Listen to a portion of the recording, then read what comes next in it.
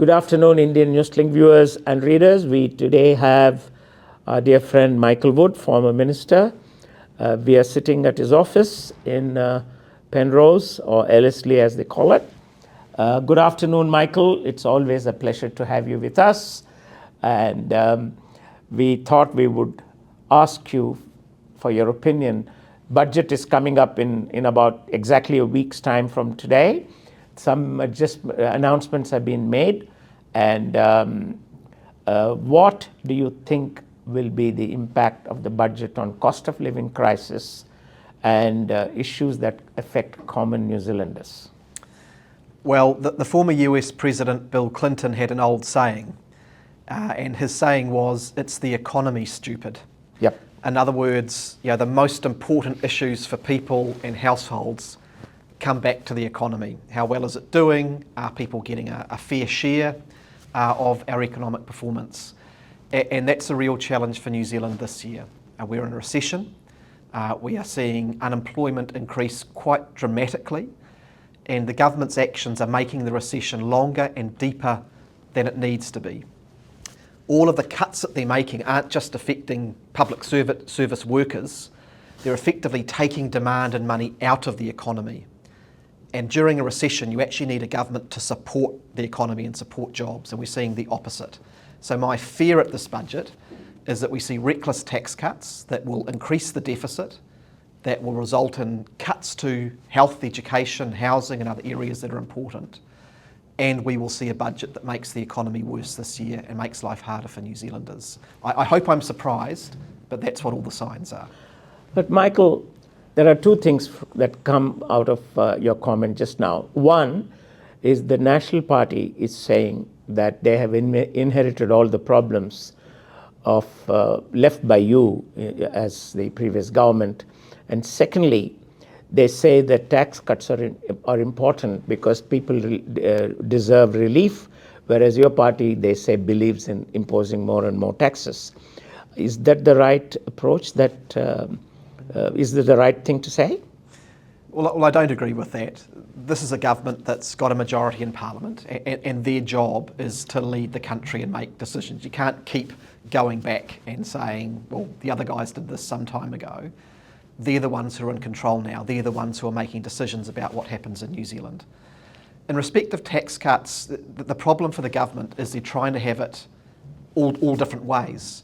On one hand, they're critical about Labour and saying that we created deficits. On the other hand, they're planning to implement tax cuts that will require $15 billion of borrowing. Right. You even have conservative commentators and economists who are now saying this is reckless and it's irresponsible. So we're seeing big tax cuts, and often for those people who have the most, at the same time as ordinary households are really struggling with the cost of living, and the government is cutting support, cutting cheaper public transport, cutting cheaper prescriptions and other supports for low and middle income households, while, for example, big landlords get very significant tax cuts. So their priorities are all wrong, and it's actually resulting in more debt, which is one of the things that they supposedly criticised the last government for. Do you think the current government is going to borrow more than what the Labour government did? And how would you say that New Zealanders would get a relief if Labour were to come back? Because you have started making some headway in opinion polls in recent weeks. So what would be your solution to the current problems that the economy faces? Well, let's start off by saying that there's nothing intrinsically wrong with any government borrowing at the right time and in the right way. Right. In fact, it's responsible for governments to borrow prudently, to plan for long-term investment in infrastructure, those sorts of things. That's the only way you can actually support some of those long-term investments. And also during difficult economic times, governments of all stripes in all countries will borrow to keep things moving.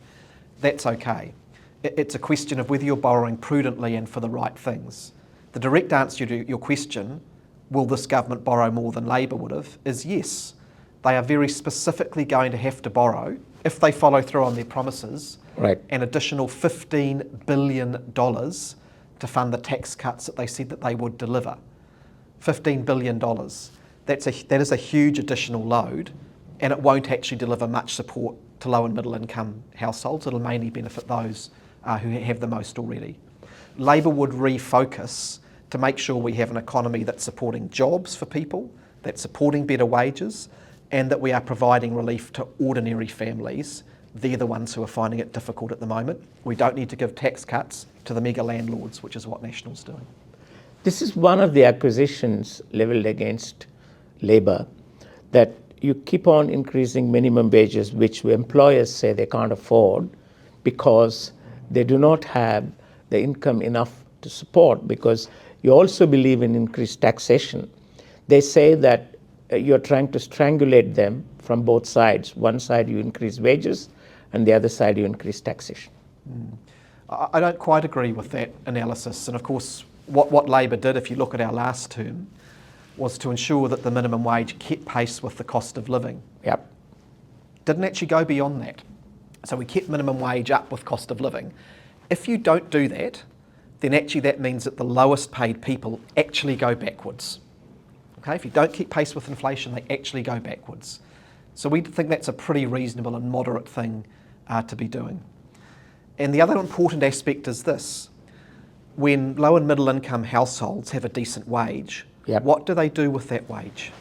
They go and spend it in local businesses and in their local community.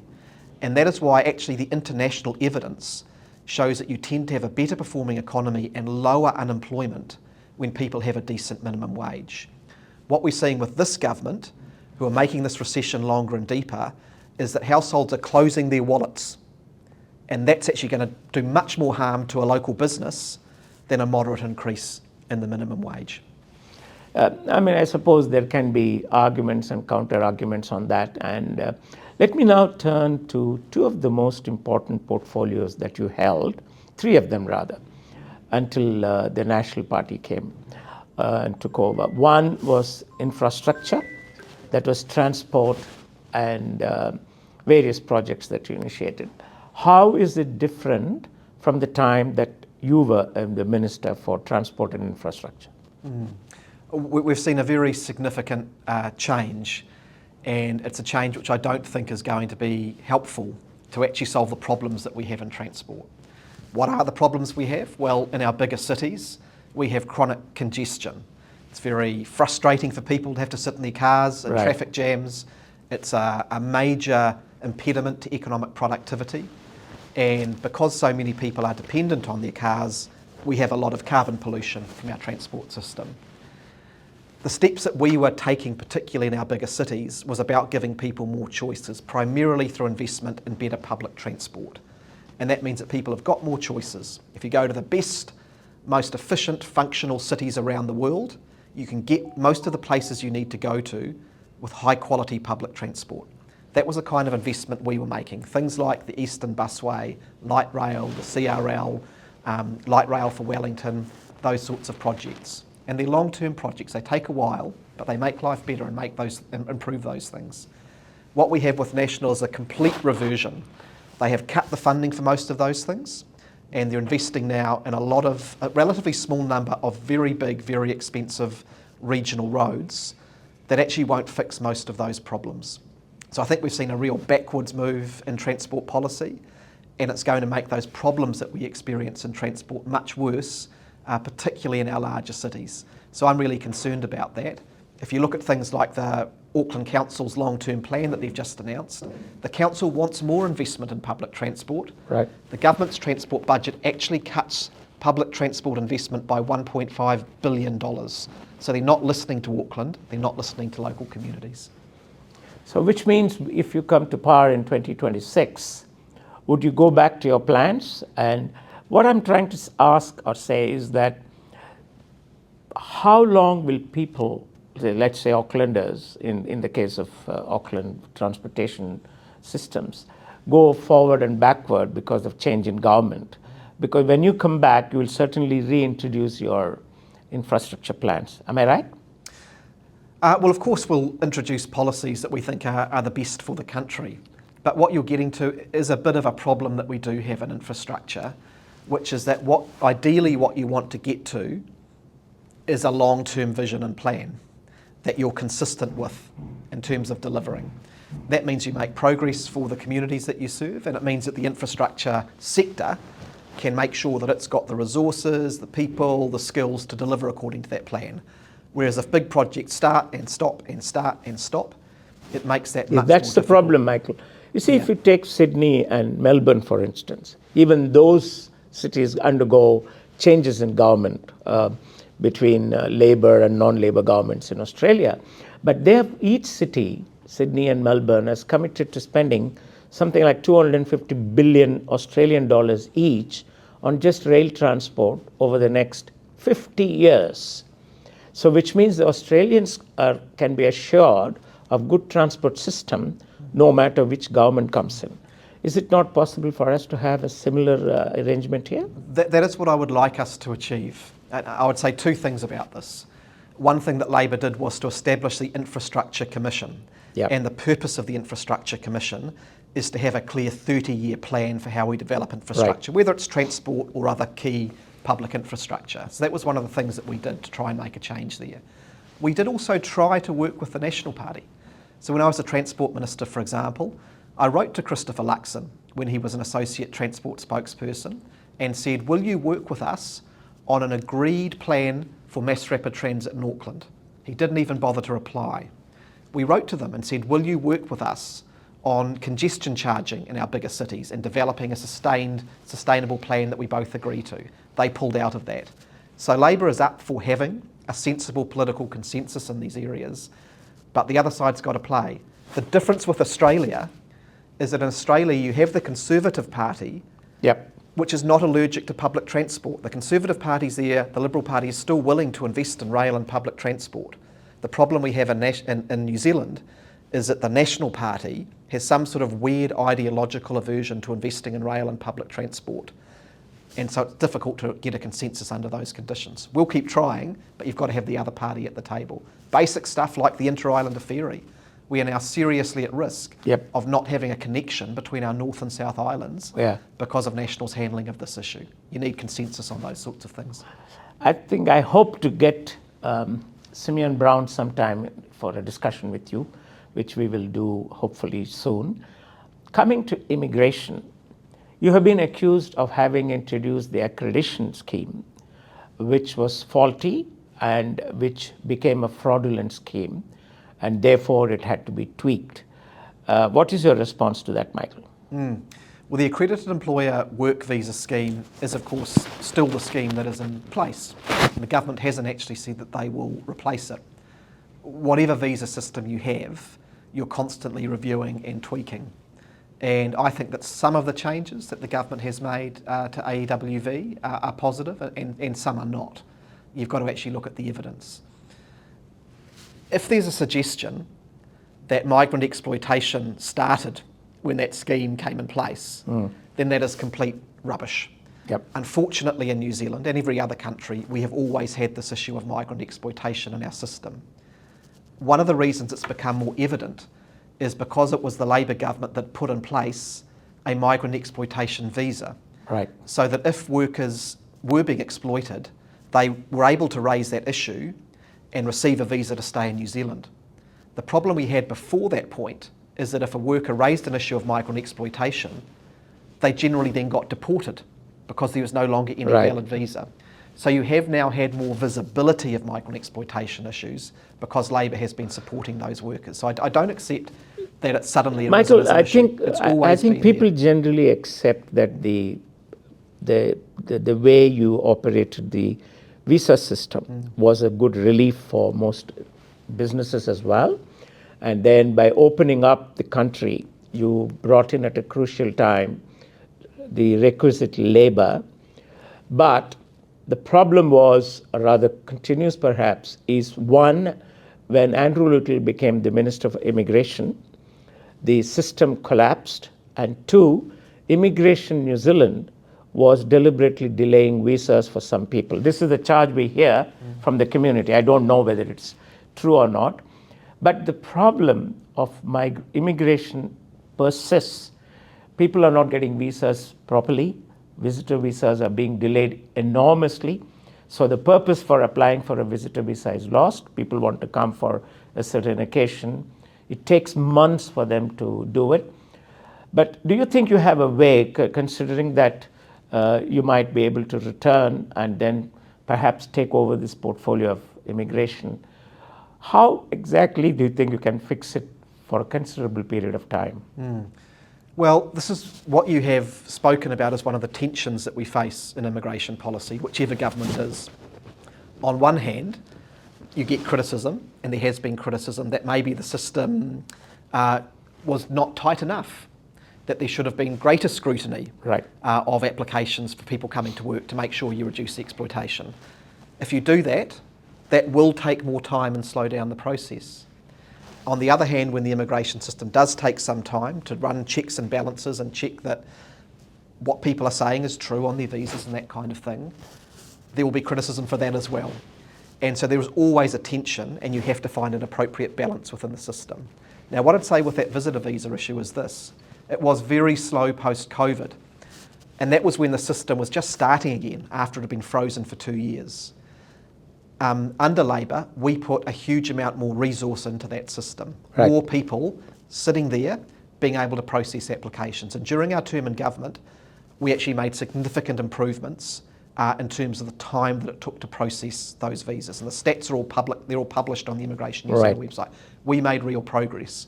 We're now seeing that go backwards under this government. And one of the problems you have with this government is that they're making arbitrary cuts. They've said, well, MB, too many staff at MB. Well, who processes visas? It's MB staff through Immigration New Zealand. And so you're actually beginning to see a reduction in the people that can make these sort of systems go more quickly and more efficiently. So I predict this problem is going to get worse under this government, unfortunately.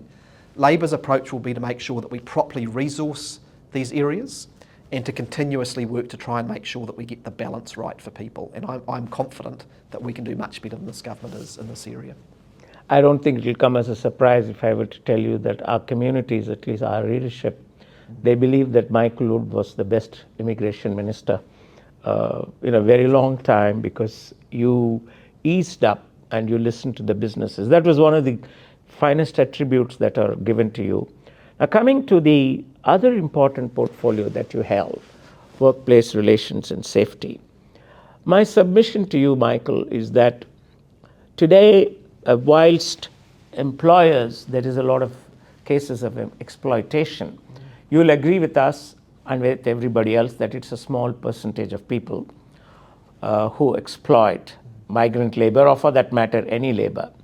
And they will continue to do so, and the laws should be in place. But in the process, the acquisition that you face is that you have made it harder for honest employers to subsist, because they are not able to get any kind of work done with their employees, because they are able to, they say that ERA has become a very obnoxious body.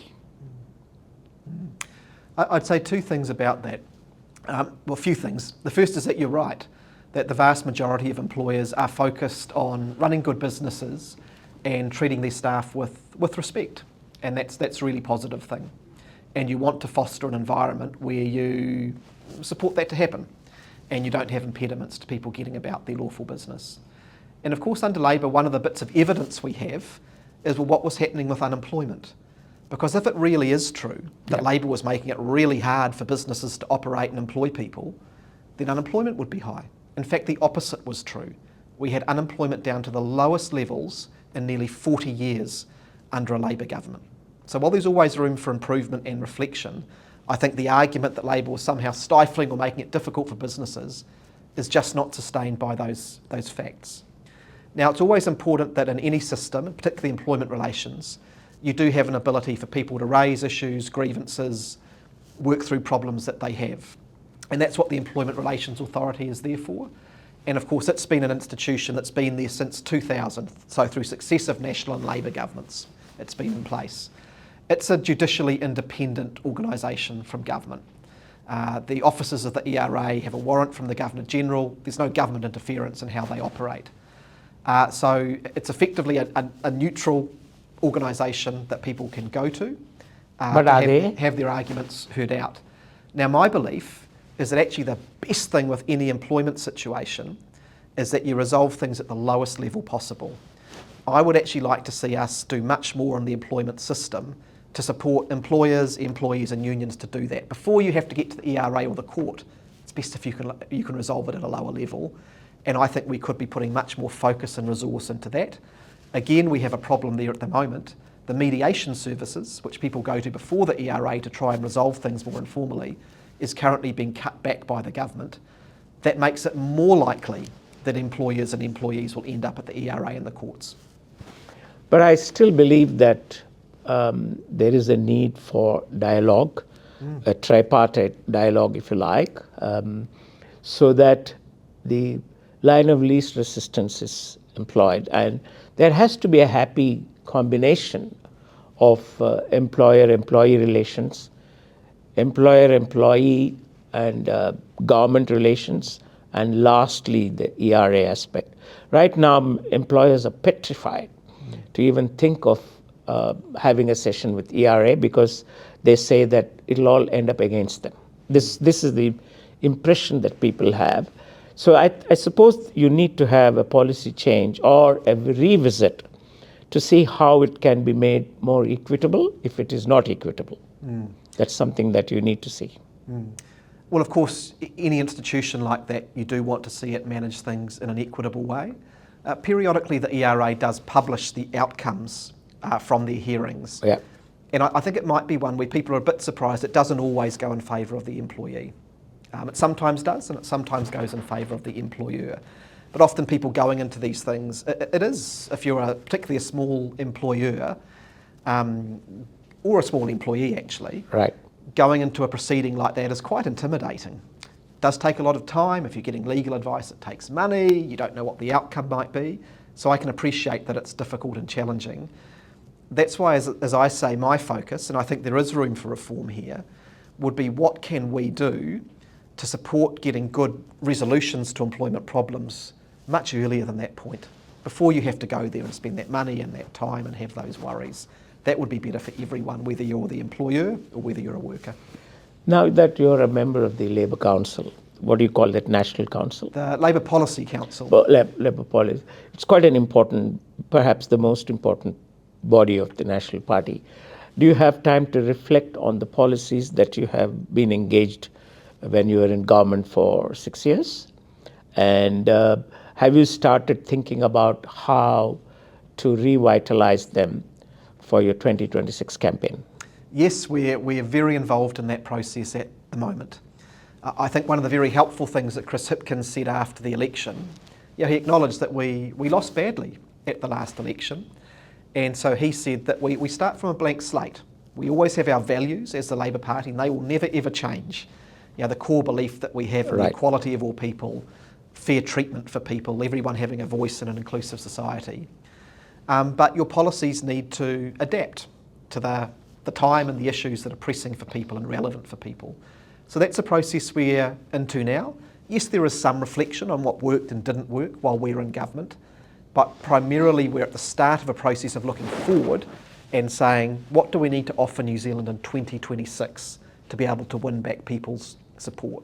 What are the issues that are really relevant for people? How do we apply our labour values to those? So whether it's the economy, jobs, health, education, the environment, we're looking very closely at all of those areas and trying to have an offering that people will say, yeah, we can see something in that for our country and for my family. How is the path of return working for Michael Wood? Well, we're 6 months out from the previous election, about 2.5 years till the next election. And my focus is on two things within the Labour Party, really. One is we really want to win back the seat of Mount Roskill. And so we're focused on just doing the hard work that you have to do to win people's support and trust. We're already out there door knocking local houses in Mount Roskill. Right. We're running local community meetings. Our next one is this Saturday in Roskill South, so that we can listen to what people say is really important for our community. And we're going to campaign for 3 years to do everything we can to win back that seat. Right. And I'm confident that we can. And then the second area that I'm trying to help the party with is in that policy space. How do we make sure that here in Auckland and across New Zealand, that Labor is relevant and is seen as being relevant, that we're talking about the things that people matter, Right. that matter to people, and have got policies that do take the country forward. That's hugely interesting work for me.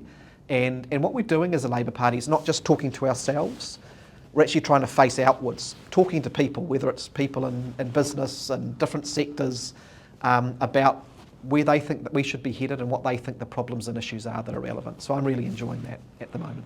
You are a much adored and respected person in the communities, Michael, and I'm sure that people will welcome you back in 2026, except that it's going to be quite a challenge for Labour to win back the confidence of the people, and I'm sure you'll all be working towards it. With that note, thank you for giving us this opportunity to have a conversation with you, a conversation which will continue from time to time so that we can discuss issues of importance to you, to Labour Party, and to the people of New Zealand. Thank you very much, Michael. Pleasure.